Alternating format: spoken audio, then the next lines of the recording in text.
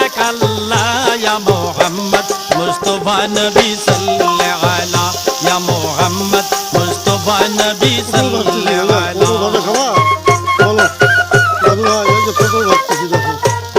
পটল ভাজা খাও তাহলে বললে পটল ভাজা পাঠিয়ে দেবো।